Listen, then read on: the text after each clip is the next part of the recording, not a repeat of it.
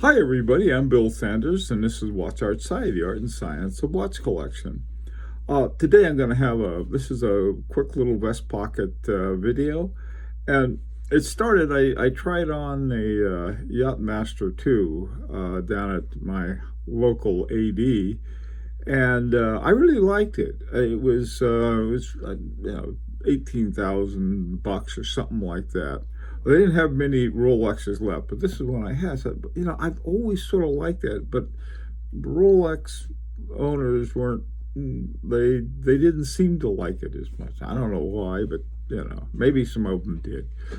But I was looking at it, and I thought, well, you've got Rolex really has two chronographs. One is the Daytona Cosmograph, and the other one is the Yachtmaster 2, which was interesting because the Yachtmaster 1, or just the regular Yachtmaster, didn't have any of that. I'll talk about that in a second. And so I thought, well, let's find out about this and what's going on. And the thing about the Yachtmaster 2 is that it's got a countdown, sort of that inner numbers, beginning about 4 o'clock, and it'll go 0 and then 1, 2, 3, 4, 5, 6, 7, 8, 9, 10.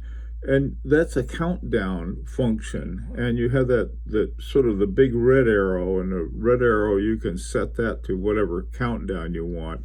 And then once you get it going, it'll count it down. This is used in regattas.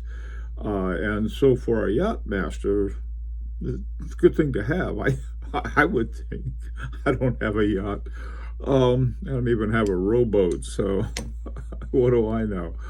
Okay, so I thought, well, let's see what the difference between the Daytona Cosmograph and the Yachtmaster 2 is. Well, I went to take a look at it, and the caliber 4130 is the Cosmograph, and they were talking about it's got 201 separate components, and they compared that to the previous one, which was an El Primero. I said it's got a lot fewer components, which I really respect. Anything that's got fewer components but does the same function, it's always got my respect. In programming, a better algorithm had fewer lines of code. Same thing was true. And so I was impressed. I thought, wow, this is pretty cool. Because I was all ready to like the caliber 4161 Yachtmaster better and saying, hey, you guys, this is a better one. Well, it turns out that the 4161, the Yachtmaster, is based on the 4130. Essentially what they did, they took the 4130 and they put a countdown on it. Now, the countdown they have is, to me, it was a really good piece of watchmaking technology. So I was all set to poo-poo the 4130 and say, hey, you guys, you have to take a look at this one. But the fact of the matter is that they're both essentially the same chronograph, but the 4161 has the countdown function, has some other things. To tell you the truth, I really like it, but I don't have a yacht.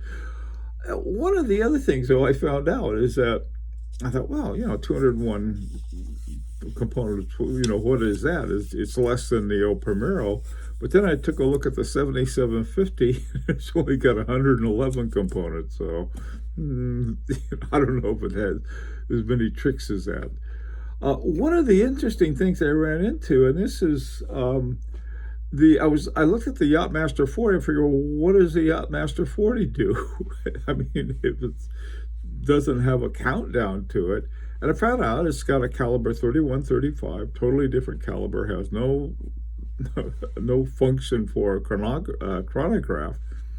And then I started looking, I thought, my God, most of the other Rolexes had the same movement. The Oyster Perpetual Date, the Yachtmaster 40, Submariner Date, Sea Dweller, Datejust. They all had the same movement.